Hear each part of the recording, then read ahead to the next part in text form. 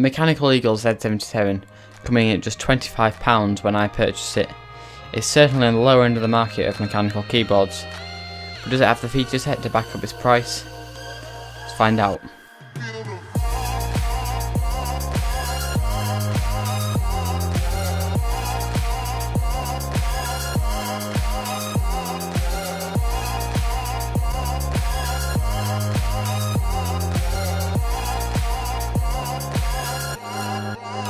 Hello guys, and welcome to my review of the MechanicalEagle Z-77.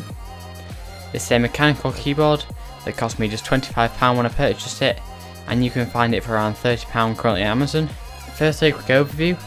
The keyboard has a sturdy aluminium top plate with MechanicalEagle branding and featuring caps lock and scroll lock LED indicators. Below it has a plastic body, and even though it has a plastic body, it still has a good amount of weight. It has rubber bottomed feet, which a lot of these Chinese keyboards seem to feature, but the higher end ones, such as the Corsair K60s and so on, don't ever seem to support this, so it's a really good feature, which means it doesn't slide around on your desk.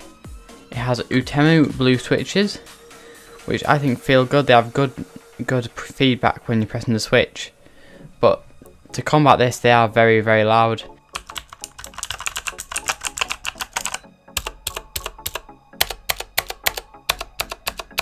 So if you're in a workplace or an office or whatever, it's not the best. The keycaps have gaming style imprinting, which hasn't rubbed off for me over my 6 months of use, but some of the users who might use it more than me have found that the wear does come off after about 6 months. Obviously, it's not featuring numpad. It's a 10 keyless keyboard, which gives the keyboard a small footprint. It's up to you if you think that's a good or bad thing. I quite like the small footprint on my keyboard. I don't really use the numpad very much, but you in an office or whatever might require a numpad, or you might not like the short footprint of this keyboard. The keyboard features a lot of good features. Swappable WASD and arrow keys by pressing FNW or FN up to swap them, and I can also lock the Windows key for when you're in games so you don't accidentally press it. On the F row on the top, there is media controls by pressing the function key and then F1, F2, so on. So they're all good features that the keyboard has. RGB per row lighting, so the top row will always be red, the second row will always be orange, and so on. And it also has 4 brightness settings, including off if you don't want it on. There is a version of this that doesn't have any RGB features. That's I think about £5 less, so if you want to pick that up, you don't require the RGB, then save yourself £5. Has 8 functions which you can change through using FN and insert, including the plain on. You can light up every letter you press. There's a quick fade up and down. They can light the WASD and arrow keys. Have it where the rows go side to side. You can see it here on the screen. The rows going side to side. There's diagonal fade. There's a spiral pattern. There's a sideways fade. As well as one, I found this one quite obnoxious. The flash when you type. So whenever you press a key, it sends out a burst of RGB to the left and right. It's quite distracting, but it could be used in a video or whatever to make it look cool. There's also 8 gaming modes that you press the functioning key and then the numbers 1 to 8. That shows you just the WASD and arrow keys, or WASD, E, R and G or whatever. Whatever games you play, it's like this keyboard has a function for it.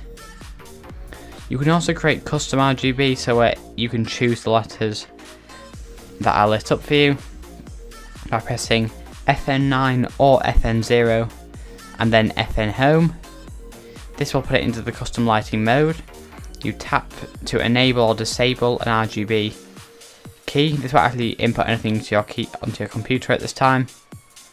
And then once you want to store it, press FN and end, so that it will then store it in either function 9 or function 0, whichever one you want. The keyboard comes with a 12-month warranty and a 30-day refund policy as well. So if you don't like the keyboard, you can get a full refund, and they'll also cover you for the first year of use. So we'll go back to the original question I asked: is the keyboard worth it? At £25 when I purchased it, I think it's definitely worth it. It's one of the best mechanical keyboards at this price point, especially with its RGB functionality, its good blue switches, and its sturdy frame.